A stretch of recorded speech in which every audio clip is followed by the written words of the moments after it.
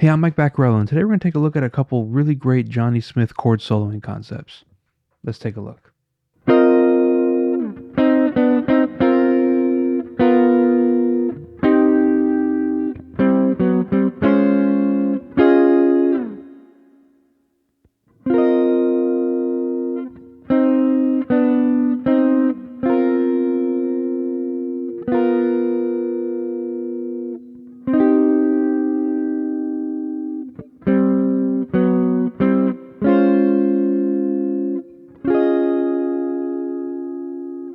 All of these lines come from Johnny Smith's solo on There Will Never Be Another You.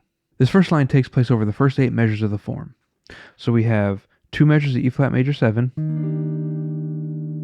followed by a 2-5 going to C minor. So we have 1 measure of D minor 7 flat 5, 1 measure of G7, 2 measures of C minor, and then a 2-5 going to A flat. So we have B flat minor 7, E flat 7. We start up here with a E flat 6-9 voicing.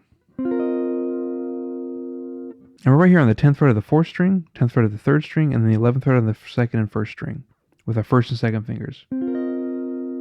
In chord tone wise, we have our 6th, 9th, 5th, and root. There's no 3rd, but this works. This works really well. So we hold this for a full measure.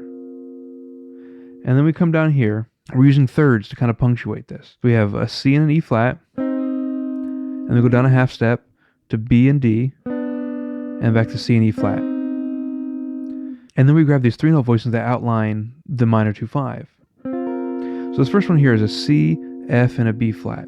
And over the D minor 7 flat 5, that's our flat 7, our 3rd, and our flat 6th or flat 13. Playing on the 5th fret on the 3rd string, and with our 2nd finger on the 6th fret on the 1st and 2nd string. And then to make it a G7, all we do is lower that C to a B.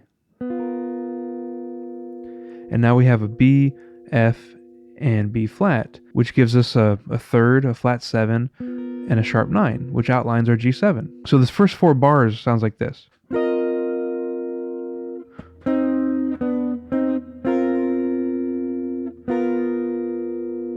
And rhythmically we're going 1, 2, 3, 4, 1 and 2 and 3, 4, 1 and 2 and 3 and 4 and.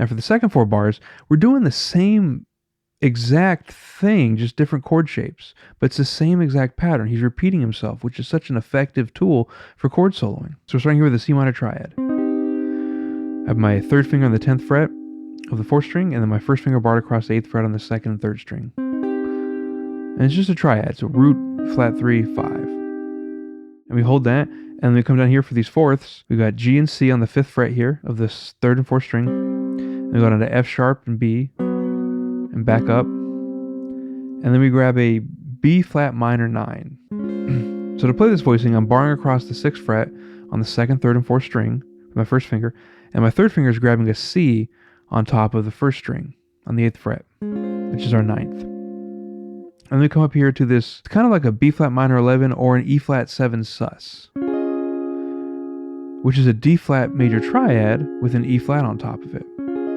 So we have D flat, F, A flat, and E flat on top here with our pinky. So we got the 11th fret here with the 3rd finger on the 4th string, 10th fret, 2nd finger, 1st finger on the 9th fret of the 2nd string, and pinky on the 11th fret of the 1st string. And so the second 4 measure sounds like this.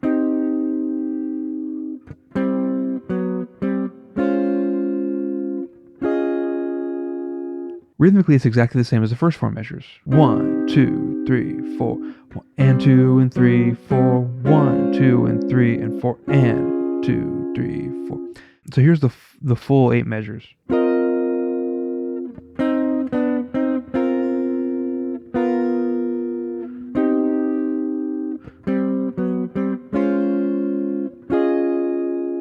This is really effective chord soloing because he kind of states a theme and then he repeats it, but just makes it fit the changes. He has an idea and he makes it mold to the next change.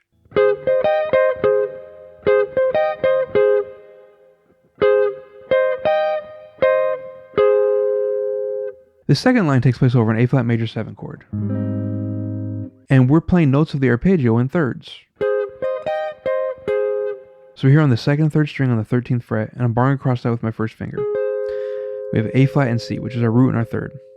And then we jump up to C and E flat on the same 2 strings. I'm using my 2nd and 3rd finger. That's our 3rd and our 5th. And then we come up to E flat and G. I'm playing with that on my 1st and 2nd string with my 1st and 2nd finger. And that's our 5th and 7th. And then go back down. And rhythmically, that's 1 and 2 and 3 and 4 and 1 and 2, 3, 4. So we're starting on the upbeats, and then we even out to quarter notes. Now, this is a really small line. This isn't much of a line. But this is a bigger concept we can take and run with. And the idea of playing thirds or smaller intervals for our chord soloing, it doesn't have to always be big things. Johnny Smith and Barney Kessel and Herb Ellis were all really big on this. And so let's take this and make a little exercise out of it. I'm going to move it to the key of B flat major. I'm going to take the same line. So I'm just playing it here in this shape. So I'm here the 3rd fret, and I jump up to the 7th and 6th, and the 6th and 5th fret here. Let's take this concept and cover the whole range of the arpeggio with this. So what we're going to do is we're going to outline a major 7 arpeggio as best we can using thirds like this. So I'm going to start down here. I got B flat and D. That's my root, my 3rd. My 6th and 5th fret. And then I have D and F, which is my 3rd and 5th. And I'm going to jump over here. I got F and A, which is my 5th and 7th. I'm going to go here. I got G and B flat. Now, this is my 6th and my root. The 6th is not necessarily part of the major 7th, but it's a really common sound that's included with the major tonality. Then here I got with my first finger my root and 3rd, and this the 7th and 6th fret here. I have D and F, so I got my 3rd and 5th. I got F and A, which is my 5th and 7th, and then here I'm going to play my 6th and my root again. So I've covered the whole range of the arpeggio.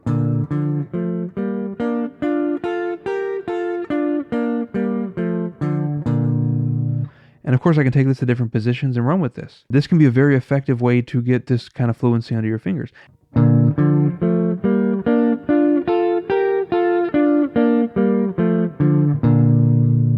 And of course you could change it to different chord types. What if I wanted a dominant 7th?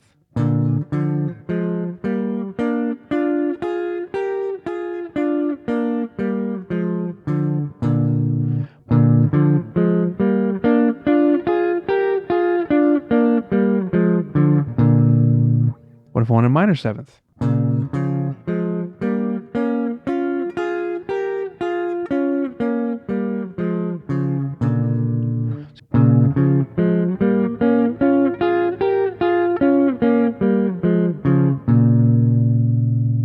You can see I can take this and really run with this and gain some real fluency using these thirds over my arpeggios.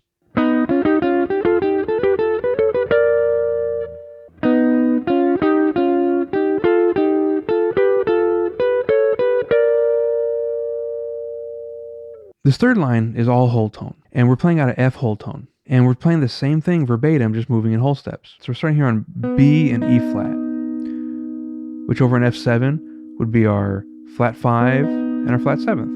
You can take this interval and move it in whole steps as much as you want, because the scale is symmetrical whole steps, so you can take any idea from the whole tone scale and move it in whole steps, and it works just the same. And so Johnny's line goes like this.